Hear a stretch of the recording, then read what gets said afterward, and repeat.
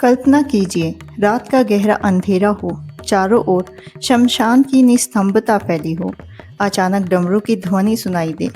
राख से ढका हुआ एक दिव्य पुरुष प्रकट हो। जटाओं में माँ गंगा बह रही हो, मस्तक पर अर्धचंद्र सुशोभित हो। तीसरा नेत्र बंद है, लेकिन सबसे विचित्र बात, उनके गले में लिपटा हुआ है एक जीवित वैशिला नाग। यही दृश्य करोड़ों वर्षों से हर शिव भक्त देखता आया है, लेकिन शायद ही कभी किसी ने रुककर सोचा हो कि आखिर भगवान शिव ने सांप को ही क्यों चुना। सोना चांदी नहीं, रतन नहीं, फूलों की माला नहीं, बल्कि एक ऐसा प्राणी जिससे पूरी दुनिया डरती है। क्या यह केवल भगवान शिव का श्रृंगार है, या इसके पीछे ऐसा रहस्य छिपा है जो पूरे सनातन धर्म के सबसे गहरे आध्यात्मिक संदेशों में से एक है?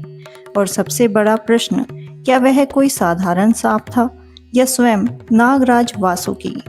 आज की इस कथा में हम उन रहस्यों के द्वार खोलेंगे जिन्हें जानने के बाद भगवान शिव की हर प्रतिमा आपको बिल्कुल नए अर्थ में दिखाई देगी। लेकिन इस कथा की शुरुआत कैलाश पर्वत से नहीं, बल्कि उस समय से होती है जब संसार में देवता और असुरों के बीच संघर्ष अपने चरम पर था।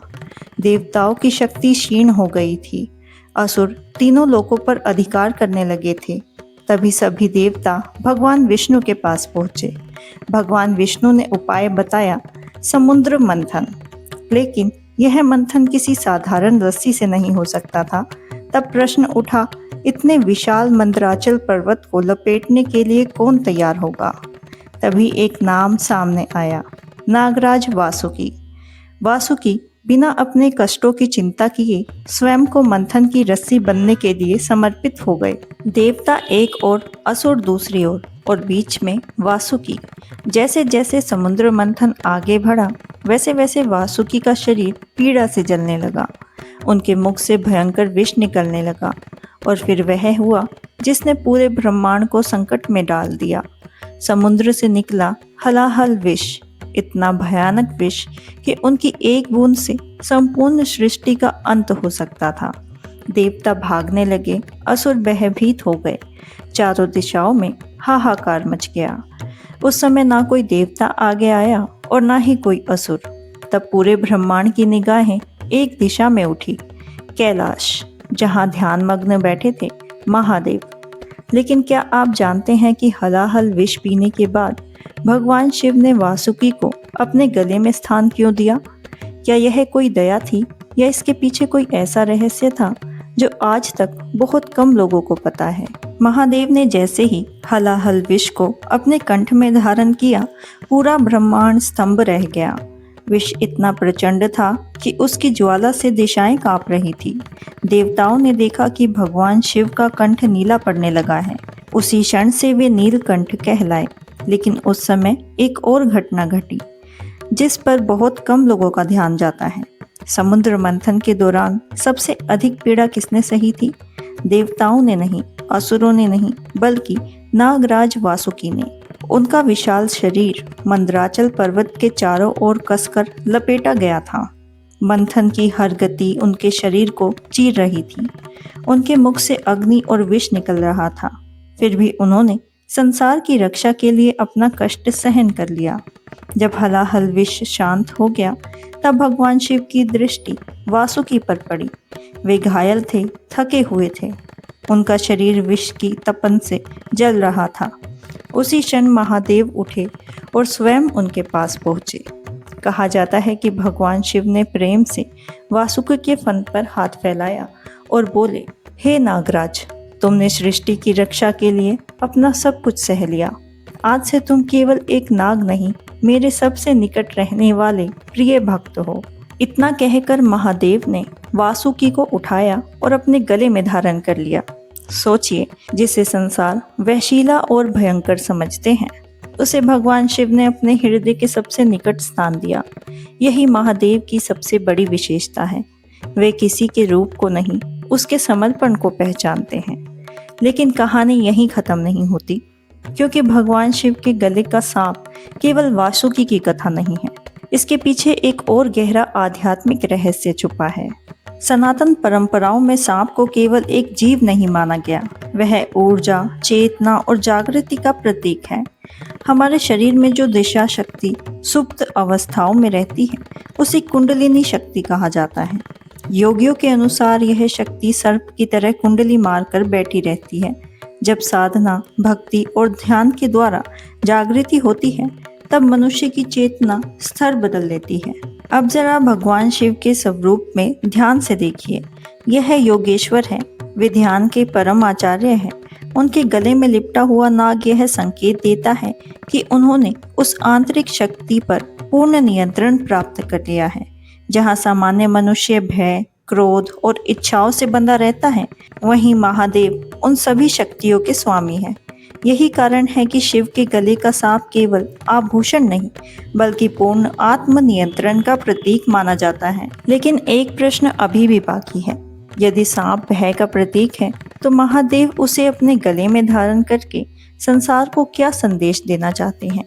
और यही इस कथा का सबसे गहरा रहस्य है। क्या आप कभी ऐसा सोचते हैं कि भगवान शिव नागराज वासुकी को अपने हाथ में भी रख सकते थे, अपने त्रिशूल पर भी बिठा सकते थे, या अपने कंधे पर भी स्थान दे सकते थे?